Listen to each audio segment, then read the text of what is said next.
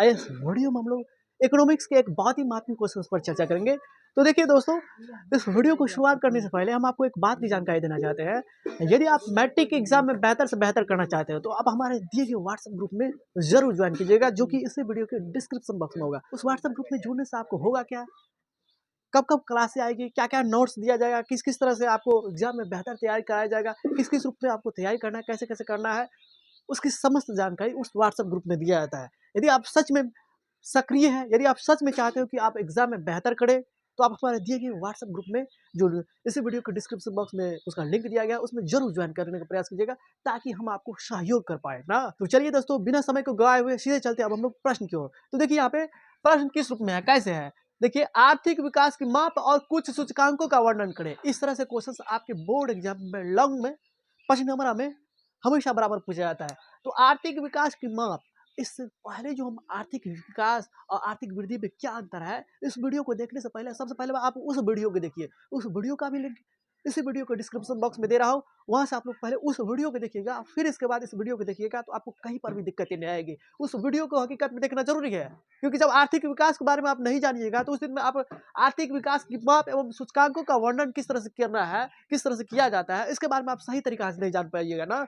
तो आर्थिक विकास की माप को जानने से पहले ये आर्थिक विकास होता क्या है, इसको जानना जरूरी है। तो उस वीडियो के अंदर में उसी पर चर्चा किया है कि आखिरकार आर्थिक विकास का मतलब क्या होता है। आर्थिक विकास का मतलब होता है, कम शब्दों में यहाँ पर भी हम आपको समझाने की कोशिश करते हैं। आर्थिक विकास का मतलब होता है, ये एक ऐसी प्रक्रिया होता है जिसके द्वारा दीर्घकाल में रख करके एक प्लानिंग करके राष्ट्रीय आय में वृद्धि करने का प्रयास करते हैं। यह एक ऐसी प्रक्रिया है जिसके द्वारा दीर्घकाल में किसी देश के अंदर में राष्ट्रीय आय में वृद्धि करना होता है। उस वीडियो को पहले बेहतरीन तरीके से देखिएगा ना, तो वहाँ पे आपको अच्छा से समझ में आ जाएगा, क्योंकि वहाँ पे हमने पूरा डिटेल से चर्चा की है कि आखिरकार आर्थिक विकास और आर्थिक वृद्धि में क्या अंतर है। फिलहाल अभी हम चलते हैं सीधे प्रश्न की ओर। यहाँ पे मुद्दा क्या है, आर्थिक विकास की माप। हम ये कैसे समझ पाएंगे कि किसी भी देश की आर्थिक स्थिति बेहतर है, हम ये कैसे जान पाएंगे कि किसी भी देश की अर्थव्यवस्था बढ़िया है, उस देश के अंदर में लोगों के अंदर में खुशहाली ज़्यादा है, उस देश के अंदर में लोग जो है जीवन प्रत्याशा, उसकी स्वास्थ्य स्तर, उसकी शैक्षिक स्तर बेहतर सुख सुविधाएँ, किस तरह से उसका बेहतर असर है, ये कैसे जान पाएँगे? तो किसी देश की स्थिति के बारे में जानना है कि वह देश अच्छा है, बुरा है। अच्छा और बुरा है, यहाँ कहने का मतलब ये नहीं समझिएगा ये खराब है, बुरा है। खराब है, बुरा है, इसका मतलब यहाँ पे ये समझिए कि किस देश की स्थिति बेहतर है, किस देश के अंदर में लोगों को ज़्यादा सुविधाएँ मिल रही है, उसको बेहतर स्वास्थ्य के लिए, बेहतर शैक्षिक स्तर के लिए, बेहतर जीवन शैली है। इसको कैसे जानेंगे? तो इसको जानने का ट्रिक है, इसको जानने का कांसेप्ट है उस देश की राष्ट्रीय आय, आर्थिक विकास की माप। आर्थिक विकास की माप, किस देश के अंदर में किस तरह से आर्थिक विकास हो रहा है, किसी भी देश के अंदर में किस तरह से उसका प्रगति हो रहा है, इसकी बढ़िया जानकारी प्राप्त करना चाहते हैं, इसका आप जानना चाहते हैं कि किस देश की स्थिति कैसन है, तो इसके लिए उस देश के अंदर में राष्ट्रीय आय को जानना पड़ेगा। इसके बाद प्रति व्यक्ति आय को जानना पड़ेगा। और कुछ सूचकांक के द्वारा भी जारी किया जाता है, और कुछ सूचकांक के द्वारा भी हम लोग को पता चलता है कि अलग अलग देशों के द्वारा सूचकांक का मतलब सूची कितने नंबर पर आते हैं। तो कुछ-कुछ सूचकांक के द्वारा हमको पता चलेगा कि हमारे देश की तुलना, हमारे देश के बीच में रहन-सहन, खान-पान, आचार-विचार, इसके साथ ही साथ शैक्षणिक स्तर, स्वास्थ्य स्तर, इसके साथ जीवन प्रत्याशा, मानव का विकास किस रूप में हो रहा है, कैसे-कैसे हो रहा है, दूसरे देश के साथ किस तरह से, इसके लिए कुछ सूचकांक के सहायता से भी हमारे देश की स्थिति का पता चलता रहता है। सूचकांक का मतलब सूची, अलग-अलग देशों के अंदर में तुलना किया जाएगा, उसके रहन-सहन, खान-पान सब चीज़ के बारे में, तब ना हमको पता चलेगा कि विभिन्न देशों के साथ, विभिन्न देशों की तुलना में हमारी स्थिति किस तरह से है, बेहतर है कि नहीं है। तो कुछ सूचकांक के द्वारा भी हमको पता चलता है कि हम दुनिया के सामने में किस तरह से हैं, दुनिया के सामने में अच्छा है कि बुरा है, अच्छा है, बुरा है का मतलब क्या हुआ, दुनिया के सामने में हमारा स्थिति बेहतर है कि नहीं है। तो इससे भी जानकारी मिलेगा। और सबसे पहली जानकारी आपको आपके ही देश के अंदर में, पहले देखिए ना, आप अपने ही देश के अंदर में देखिए कि उस देश के अंदर में रहने वाले लोगों की राष्ट्रीय आय में वृद्धि हो रहा है कि नहीं है, देश की नेशनल इनकम में वृद्धि हो रहा है कि नहीं है, इसके साथ ही साथ प्रति व्यक्ति आय में वृद्धि हो रहा है कि नहीं है। तो सारे बातों का मतलब ये हुआ कि आप किसी भी देश की आर्थिक विकास की माप जानना चाहते हैं, आर्थिक विकास की माप, उसकी गति को देखना चाहते हैं, उसको परखना चाहते हैं, समझना चाहते हैं, तो उसी देश के अंदर में क्या देखना पड़ेगा, नेशनल इनकम, और इसके बाद पर कैपिटा इनकम, यानी कि प्रति व्यक्ति आय और राष्ट्रीय आय, ये दोनों आय से पता चलेगा उसकी आर्थिक, उस देश के आर्थिक विकास कैसा है। उस देश के आर्थिक विकास को मापने का यही दो जरिया है। कौन मेन जरिया कौन है, ये राष्ट्रीय आय और प्रति व्यक्ति आय। राष्ट्रीय आय का मतलब क्या होता है, नेशनल इनकम। किसी भी देश में, किसी भी देश में, आप पाकिस्तान के बारे में कह रहे हैं तो पाकिस्तान देश में, अमेरिका के बारे में कह रहे हैं तो अमेरिका के देश में, अब यहाँ पे इंडिया में है तो इंडिया के बारे में, किसी भी देश के अंदर में एक वर्ष में जितने भी वस्तुओं का उत्पादन हो रहा है, चाहे खुरपी, बेंच, चाहे मोटरसाइकिल का, चाहे कोई भी चीज़ का निर्माण हो रहा है, तो किसी भी देश में 1 वर्ष के दौरान उत्पादित सभी वस्तुओं का अंतिम मूल्य, उत्पादित सभी वस्तुओं का अंतिम मूल्य क्या कहलाता है? राष्ट्रीय आय कहलाता है। राष्ट्रीय आय जिस देश का अधिक होता है उसे हम लोग कहते हैं विकसित देश, और जिस देश का राष्ट्रीय आय कम होता है उसे हम लोग क्या कहते हैं? अविकसित देश। यानी कि राष्ट्रीय आय से पता चलेगा, जिस देश का राष्ट्रीय आय बढ़िया रहेगा, बेहतर रहेगा, विकसित रहेगा, अच्छा रहेगा, तो उसको कहेंगे वहाँ पे जो है उस देश की आर्थिक विकास बढ़िया है, उस देश का आर्थिक विकास तेजी से बढ़ रहा है ना।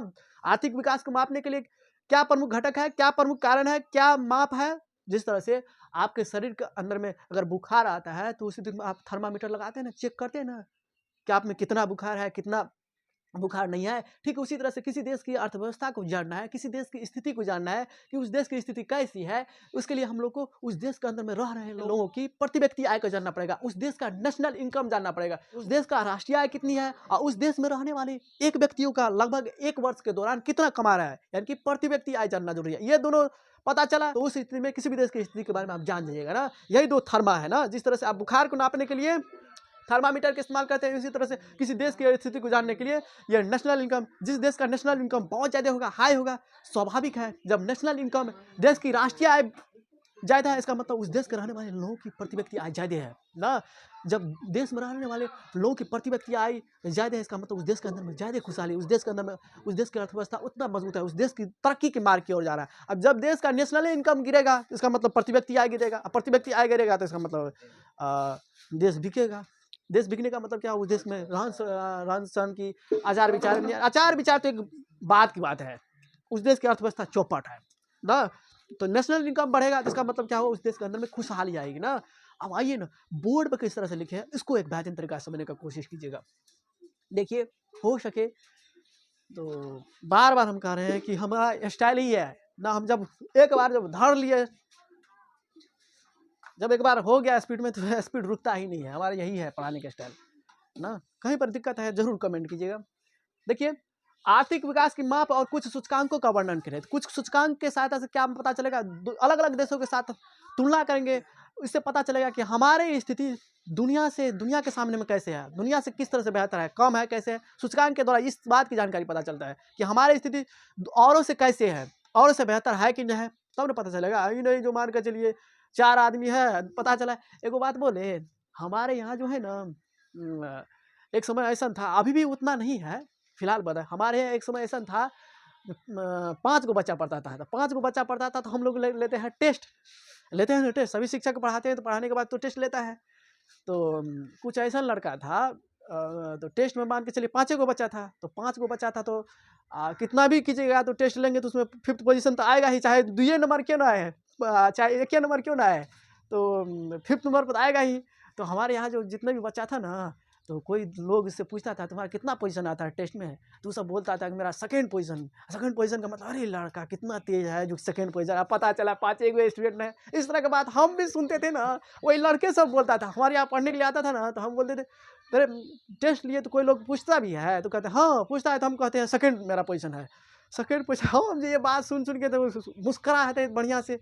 सेकंड पोजीशन का मतलब क्या? दूसरे को लगता था कि ये कितना मेहनती लड़का है जो क्लास में सेकंड टॉपर है, कितना मेहनती लगा। क्योंकि जनरली 1 से लेकर 10 तक में जिसका भी रैंक आ जाता है वो अच्छा विद्यार्थी माना जाता है। 1 to 10 या 1 to 20 के अंदर में आ गया, इसका मतलब वो अच्छा विद्यार्थी है, वो तैयारी करता है। यहाँ तो सेकंड पोजीशन पर आया है, यहाँ तो 5th पोजीशन पर है। अब पता चला 5 गो बच्चा है अब ना। तो इस तरह का बात होती है ना। तो अलग-अलग देशों के बीच में तुलना किया जाएगा। आप पाँचे देशों के अंदर में तुलना कीजिएगा कि हमारी भारत की स्थिति का, तो उस दिन में मान के 5वां पाएगा तो कहेगा दुनिया के नज़र में कहेगा 5th पोजीशन पे है, इसका मतलब अच्छा है ना।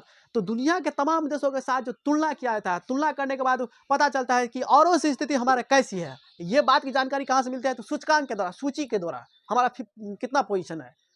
उस पोजीशन के आधार पर हम सरकार को नकारते हैं और सरकार को अवहेलना करते हैं, सरकार की बुराई करते हैं। बुराई लोकतंत्र में करना ज़रूरी है।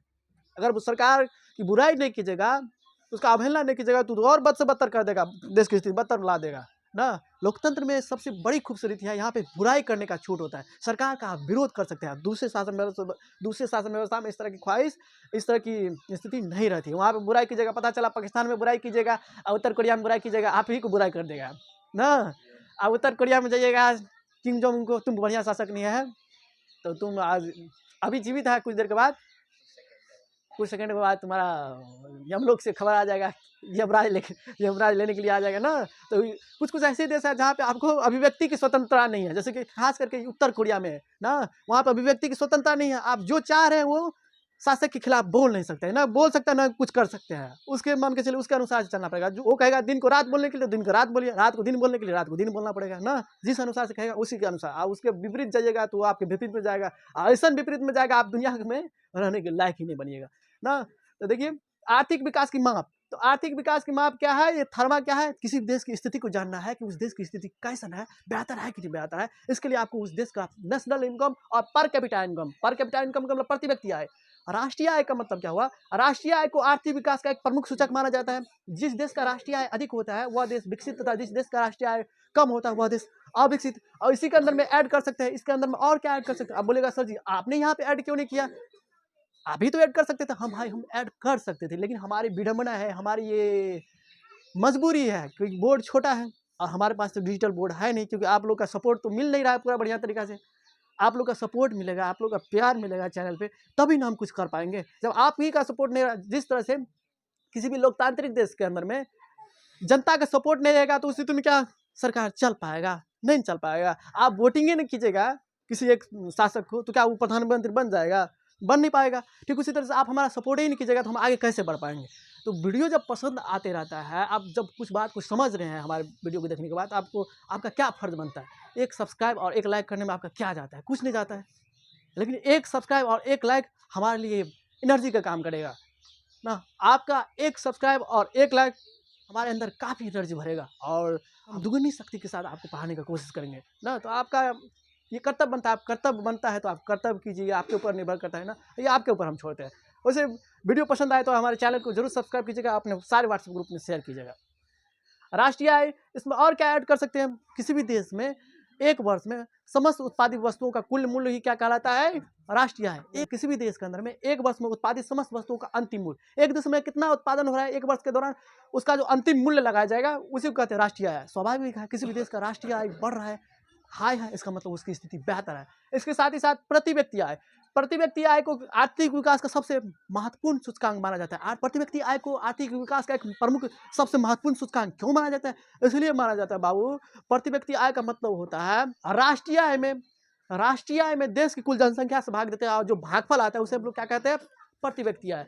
अगर आप प्रति व्यक्ति आय के बारे में नहीं जानते हैं, उसको एक बेहतरीन तरीका से नहीं समझे हैं, तो उसके बारे में भी हमने बहुत ही बेहतरीन तरीका से वीडियो बना दिए हैं। तो उस वीडियो को भी आप देख सकते हैं, यूट्यूब पे सर्च करके देख लीजिएगा, प्रति व्यक्ति आय किसे कहते हैं, GKS स्टडी सेंटर आपको देखने को मिल जाएगा। जरूर है आप देखने का प्रयास कीजिए यार। तो इस वीडियो को डिस्क्रिप्शन बॉक्स में उसका लिंक देने का कोशिश करेंगे, आप जरूर देखिएगा। तो आपको एग्जाम में बेहतर करना है तो देखना ही पड़ेगा, पढ़ना तो पड़ेगा। आप चाह रहे हैं आप 480 नंबर लाने के लिए, आप सोच रखिएगा, मेहनत कीजिएगा, तीनों सके तो होगा नहीं ना। तब छोटा सोच रखिएगा तो छोटा परिणाम निकलेगा, बड़ा सोच रखिएगा तो उसके लिए बड़ा मेहनत करना पड़ेगा, संघर्ष करना पड़ेगा, आपको होगा ही। तो प्रति व्यक्ति आय को आर्थिक विकास के सबसे महत्वपूर्ण सूचकांक क्यों माना जाता है, क्योंकि जिस देश का प्रति व्यक्ति आय बढ़िया रहेगा, जिस देश के अंदर में रहने वाले लोगों का प्रति व्यक्ति आय ज्यादा है, इसका मतलब वहाँ पे ज्यादा खुशहाली है। प्रति व्यक्ति आय का मतलब सीधा मतलब समझिए, एक वर्ष के दौरान एक वर्ष में एक व्यक्ति अधिक से अधिक कितना कमाता है, तो अधिक से अधिक जितना कमाएगा इसका मतलब प्रति व्यक्ति आय बढ़ा। और जब प्रति व्यक्ति आय बढ़ेगा तो नेशनल इनकम ऑटोमेटिक बढ़ेगा, और जब नेशनल इनकम ऑटोमेटिक बढ़ेगा तो विभिन्न देशों के साथ जब तुलना किया जाएगा भारत की स्थिति का, तो बेहतर जाएंगे ना, अच्छा पोजीशन पर जाएंगे ना, है ना। और कितना गार्जियन सबको, महिला सबको ये भी देखने को लगते रहता है क्या, ये भी समझते रहता है, मान के चलिए फिफ्थ रैंक पे आ गया ना, तो फिफ्थ रैंक पे आ गया तो इसका मतलब तुम बहुत खराब है, और 99 रैंक पे आ गया तो इसका मतलब तुम बहुत बढ़िया है। कितना महिला सबके, जैसे कि हम अपने घर के बारे में चर्चा करेंगे, तो हम इसको मान के चलिए किसी का रिजल्ट आया तो हम बोले इसका 5th पोजीशन है, और किसी का 99th रैंक है, इस तरह से हम समझाए थे। 5th पोजीशन आया, इसका 99th पोजीशन है, देखो कितना बढ़िया है, तुमने क्या किया। अब जैसे मान के चलिए 5000 रैंक आया, किसी का आया 1000 रैंक, हम बोले थे नहीं 1000 रैंक अच्छा है, नहीं 5000, देखो उसका 5000 आया, अरे 5000 पीछे न गया, 1000 ऊपर का मतलब वो आगे न गया। तो ये भी इस तरह का बात देखने को मिलता है ना। 5th पोजीशन का मतलब समझेगा हो सबसे गिरल है, कमे आया है। 99 पोजीशन का मतलब, 99 पोजीशन का मतलब हम बार बार उसको समझा रहे थे, लेकिन 99 पोजीशन का मतलब होता है 99 पीछा से है, 5th पोजीशन का मतलब आगे से है, तब बाद में थोड़ा समझ में, अब वो समझने लगा ना। गांव घर में होते रहता है इस तरह का बात जो है ना, बड़ा इस तरह का बात होते रहता है। तो मानव विकास समझे, प्रति व्यक्ति आय जो है किस तरह से इंपॉर्टेंट रखता है। प्रति व्यक्ति आय जो किसी भी देश का के अंदर में रहने वाले लोगों का बढ़ेगा, तो इसका मतलब स्वाभाविक है उसका नेशनल इनकम बढ़ेगा ना। और जब नेशनल इनकम जब ये इंक्रीज करेगा तो विभिन्न देशों के साथ जब तुलना किया जाएगा, उसका सूचकांक जो निकाला जाएगा तो हमारा स्थिति बेहतर प्रदर्शित किया जाएगा। हम दुनिया के अंदर में हमारा नाम होगा, दुनिया के अंदर में और हम बेहतर दिखाई पड़ेंगे, प्रस्तुत करेंगे ना, ताकि हमारा विश्व में नाम हो, तब हमारा विश्व में नाम होगा ना। इसके साथ ही साथ आप देखिए सूचकांक के बारे में, मानव विकास सूचकांक, यहाँ देखिए आर्थिक विकास को माप करने के लिए प्रति व्यक्ति आय को सबसे उचित सूचकांक माना जाता है। प्रति व्यक्ति आय देश में रहते हुए व्यक्ति की औसत आय होती है। प्रति व्यक्ति आय बराबर होता है राष्ट्रीय आय बटा देश की कुल जनसंख्या। इसके बारे में हम समझा चुके हैं, देखिएगा उस वीडियो को ना। अब मान के चलिए आपके पास 50 रुपया है, 50 रुपया है, आपको 5 व्यक्ति में बांटना है। 50 रुपया है, 5 व्यक्ति में बांटना है तो कितना हो जाएगा, प्रत्येक व्यक्ति को 10-10 रुपया का मिलेगा।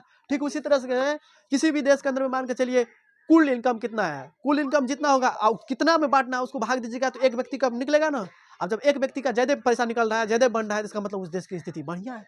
वही होता है प्रति व्यक्ति आय। प्रति व्यक्ति आय को किस तरह से डिफाइन करेंगे, देश की कुल आय में, देश की कुल राष्ट्रीय आय में, देश की कुल उसी देश के अंदर में उसी देश की कुल जनसंख्या से भाग देने पर जो भागफल आता है उसे हम लोग क्या कहते हैं, प्रति व्यक्ति आय। जिस तरह से यहाँ पे कुल रुपया था 50, कितने व्यक्तियों में बांटना है तो 5 व्यक्तियों में, तो एक व्यक्ति प्रत्येक व्यक्ति को 10-10 रुपया का मिलेगा। ठीक उसी तरह से किसी भी देश का इनकम कितना है, नेशनल इनकम कितना है, उसी देश के अंदर में रह रहे पॉपुलेशन से डिवाइड करेंगे तो एक व्यक्ति का जो इनकम आएगा उसे हम लोग क्या कहेंगे, प्रति व्यक्ति आय कहेंगे। तो हम आशा करते हैं कि इसको भी आप लोगों ने एक बेहतरीन तरीका से समझ लिए होंगे ना। अगर नहीं समझे तो उसी तरह में आपका कमेंट बॉक्स इंतजार कर रहा है, कमेंट कीजिएगा तब ना हम देखेंगे।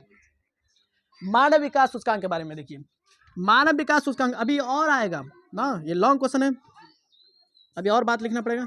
मानव विकास सूचकांक, मानव विकास सूचकांक का मतलब क्या हुआ, यह सूचकांक संयुक्त राष्ट्र विकास कार्यक्रम के द्वारा जारी किया जाता है। संयुक्त राष्ट्र विकास कार्यक्रम के द्वारा जारी किया जाता है। सबसे पहला किसके निर्देशन में तैयार हुआ था, तो महबूब उल हक के निर्देशन में। सबसे पहला मानव विकास रिपोर्ट किसके निर्देशन में तैयार किया गया था, तो महबूब उल हक के निर्देशन में।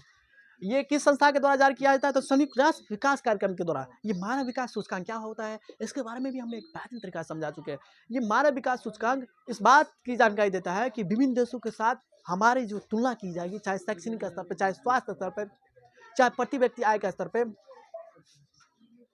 ये हम दूसरे देशों के साथ तुलना करती है। ये सूचकांक का मतलब क्या हुआ, ये सूचकांक से हमको पता चलता है कि हम औरों से कैसे है, औरों से अलग है कि उससे नीचे है कि ऊपर है, कैसे है, ये स्थिति को प्रदर्शित करता है। मानव विकास सूचकांक यह संयुक्त राष्ट्र विकास कार्यक्रम के दौरान, यह संयुक्त राष्ट्र विकास कार्यक्रम के दौरान महबूब उल हक के निर्देशन में तैयार की गई पहली मानव विकास रिपोर्ट में प्रस्तावित किया गया था। यानी कि यह सूचकांक संयुक्त राष्ट्र कार्यक्रम के द्वारा जारी किया जाता है, जिसमें अलग अलग देशों के साथ उसके शैक्षणिक स्तर, उसके स्वास्थ्य स्तर, उसके प्रति व्यक्ति आय स्तर को साथ तुलना किया जाता है, अलग अलग देशों के साथ तुलना किया जाता है। इतना बात, अगर यहाँ पे आपको लिखने में दिक्कत हो, क्योंकि ये एनसीईआरटी लैंग्वेज, हम जनरली एनसीईआरटी बात हूबहू उतार देते रहते हैं ना। अगर आपको यहाँ पे समझने में दिक्कत होता हो तो उसी में लिखिएगा मानव विकास सूचकांक के बारे में। यह रिपोर्ट संयुक्त राष्ट्र मानव विकास कार्यक्रम के द्वारा जारी किया जाता है, जो कि सबसे पहली बार महबूब उल हक के निर्देशन में तैयार किया गया था। इस सूचकांक के अनुसार ये सूची विभिन्न देशों के साथ शैक्षणिक स्तर, स्वास्थ्य स्तर और प्रति व्यक्ति आय के आधार पर तुलना करती है और एक सूची जारी करती है। जिस सूची के जारी करने के बाद हम लोग को पता चल जाता है कि हमारी स्थिति औरों से किस तरह से, औरों से अलग है, कैसे है, इसकी स्थिति के बारे में पता चलता है। तो हम ये आशा करते हैं कि इतने सारे बातों को आप आसानी से जान गए होंगे। एक होता है एनएसडीआर। एनएसडीआर का मतलब क्या होता है, राष्ट्रीय विकास कार्यक्रम। राष्ट्रीय विकास कार्यक्रम ये उसी समय के, यानी कि 2002 के तत्कालीन प्रधानमंत्री अटल बिहारी वाजपेयी के द्वारा ये लाई गई एक योजना था। एक तो हो गया ये संयुक्त राष्ट्र विकास कार्यक्रम के द्वारा, एक होता है अपने ही देश के अंदर में जो है एनएसडीआर, यानी कि राष्ट्रीय मानव विकास रिपोर्ट जारी किया जाता है। अलग अलग राज्यों के अंदर, अपने ही देश के अंदर में, अलग अलग राज्यों के अंदर में किस तरह से उसका रहन सहन, खान पान, उसकी शैक्षिक स्थिति, बिजली की व्यवस्था किस तरह से है, उसको भी जारी किया जाता है। बेहतरीन तरीका समझने का प्रयास कीजिए। और उसके साथ ही साथ उपभोक्ता व्यय होता है, उतना बात लिखना है। राष्ट्रीय आय, प्रति व्यक्ति आय, मानव विकास सूचकांक, इसके साथ ही साथ या मानव विकास सूचकांक या मानव विकास रिपोर्ट। इसको मानव विकास सूचकांक नहीं कह सकते हैं, इसको मानव विकास रिपोर्ट लिखिएगा, कह सकते हैं मानव विकास रिपोर्ट या मानव विकास सूचकांक, बात एक ही है, लेकिन मानव विकास रिपोर्ट यहाँ पे लिखिएगा। जनरली मानव विकास रिपोर्ट लिखिए, कहने का मतलब उसका भी एक ही, दोनों से रिलेट करता है, लेकिन यहाँ पे मानव विकास रिपोर्ट करना है ना, क्योंकि यह संयुक्त राष्ट्र विकास कार्यक्रम के द्वारा महबूब उल हक के निर्देशन में सबसे पहली बार तैयार की गई थी ना। यहाँ पर लिखिएगा मानव विकास रिपोर्ट, इसके बाद लिखिएगा मानव विकास सूचकांक ना, मानव विकास सूचकांक। फिर इसके बाद लिखिएगा NHDR राष्ट्रीय मानव विकास रिपोर्ट। ये 2002 ईस्वी में राष्ट्रीय मानव विकास रिपोर्ट में NHDR में क्या लिखिएगा, वैसे हम यहाँ पे जो है ना आपको स्क्रीनशॉट दे रहे हैं, आपको कहीं पर भी दिक्कत ही नहीं आएगी ना।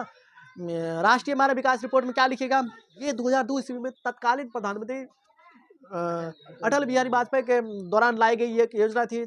इस योजना के तहत भारत के ही अंदर में अलग अलग राज्यों के स्तर में, अलग अलग राज्यों के अंदर में उसके शैक्षणिक स्तर, उसके स्वास्थ्य स्तर, उसके प्रति व्यक्ति आय जो होता है उसके साथ तुलना किया जाता है, जिसमें पता चला जैसे केरल हो गया, महाराष्ट्र हो गया, ये सब की स्थिति बढ़िया था। जितने भी बीमारू राज्य, बिहार, मध्य प्रदेश, उड़ीसा, जितने भी बीमारू राज्य उसकी स्थिति गंभीर था, तो उसको सुधारने के लिए सरकार अलग अलग नियम कानून बनाएंगे। तो NHDR से भी पता चलेगा, आपकी NHDR से आपके घर की स्थिति का पता चलेगा। NHDR से आपके घर की स्थिति का मतलब क्या हुआ, आपके देश की स्थिति पता चलेगा।